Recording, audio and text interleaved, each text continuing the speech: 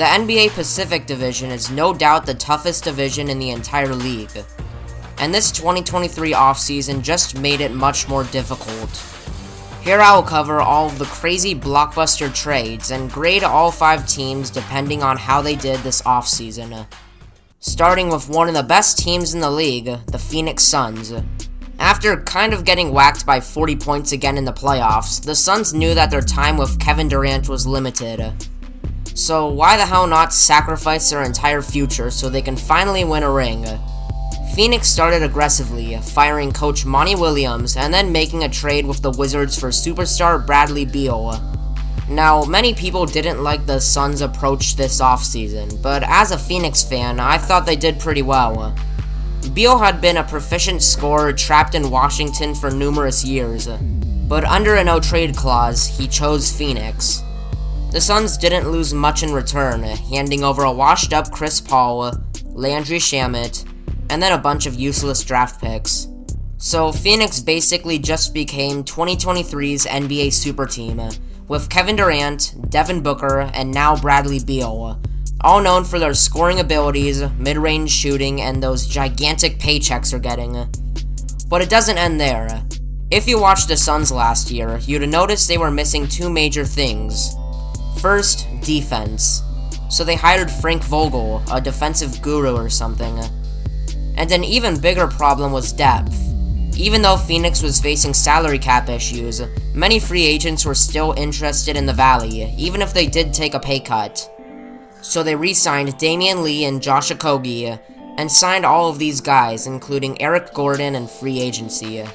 But anyway, if you want to build a super team, this was a pretty good offseason. Grade A.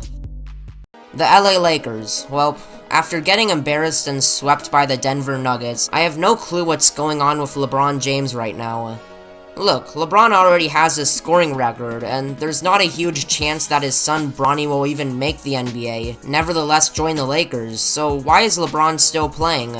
To rig his way to a 5th championship ring? But if LeBron and Anthony Davis, say, do make the finals, they'll need a pretty good bench. Other than the Joker, depth is really the only reason Denver won the NBA Finals. So let's see what LA did in free agency. The Lakers re-signed Rui Hachimura to 3 years, $51 million. Well, he can shoot threes. Re-signed D'Angelo Russell, 2 years, $37 million. He can defend. Re-signed Austin Reeves, 4 years, $56 million. Well, the NBA better watch out for this white boy before he turns into the next LeBron. Snatched Gabe Vincent from Miami, 3 years and $33 million. He can also score. And they also signed Hayes, Prince, and Reddish. Even though all of those names are basically bottom of the barrel in the large scheme of things, the Lakers are still sneakily good. So if they were to face Denver again in the playoffs this year, I think they're good enough to win 1 game against them. Grade A. The LA Clippers I'll keep brief. A couple players left, a couple joined, but really the biggest story around them was James Harden. James Harden from Philly wanted a trade this offseason.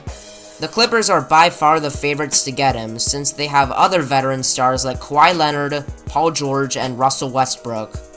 As of right now, the Harden news is undecided, but I think they've narrowed it down to him staying in Philly or going to LA. But even if the Clips do end up getting James Harden and overpaying him, I mean, what's the best this team will do?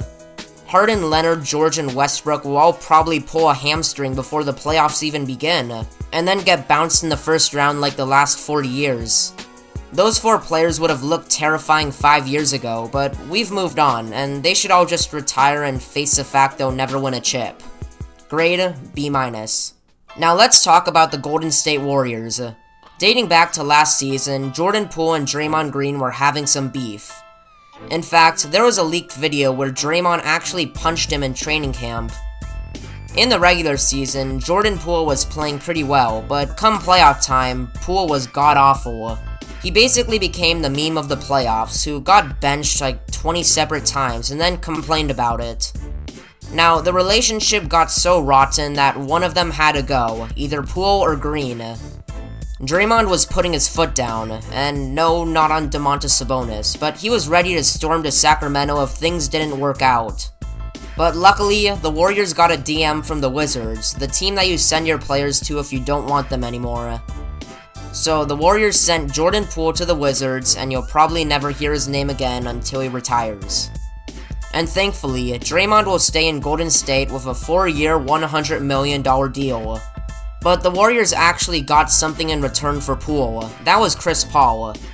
Now, let's talk about Chris Paul. You might know him as the choker, the cheater, or maybe even the guy who's played on every single team in this league. But his main nickname is a point god, mainly because he plays point guard. Unfortunately, that just kind of happens to be the position Steph Curry plays too. So that's probably going to force Chris Paul to start off the bench, something he hasn't or probably doesn't even want to do.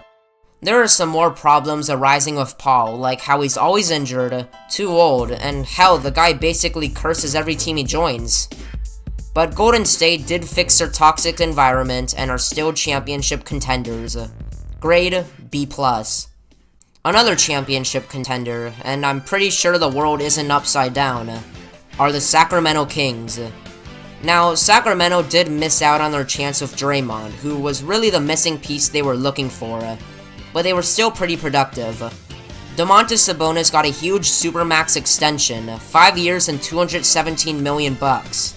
Trey Lyles and Harrison Barnes also got an extension. They signed the EuroLeague MVP and also Chris Duarte. Thanks for watching, and I'll see you in the next one.